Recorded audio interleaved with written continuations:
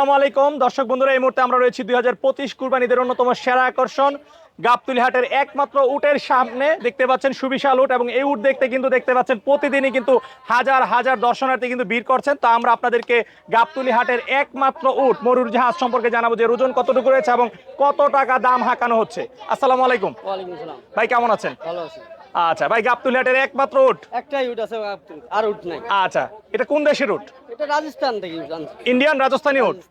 আচ্ছা, আপনারা কতদিন আগে সংগ্রহ করেছেন? সংগ্রহ করছি আমরা মঙ্গলবার দিন আনছি আমরা। আচ্ছা, এই উটের কোনো নাম রেখেছেন আপনারা? কোনো নাম রাখি নাই। কারণ বড় বড় গরুর নাম দেখি। না না না, ওটার নাম দেখি না, এটা হাদিস সম্পর্কে উট, এই জন্য কোনো নাম নেই। এটা কোনো এটার নাম- নাম নেই উট।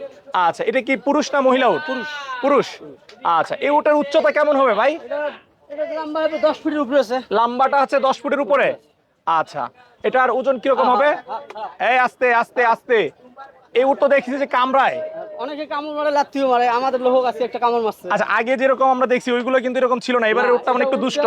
দুষ্ট উট, তারপর জুয়ান উট, বুড়া না, কোনো অল্প বয়স না, একদম মিডিয়াম জুয়ান। বয়স কিরকম এটার? বয়স 5 বছর। বয়স হচ্ছে 5 বছর।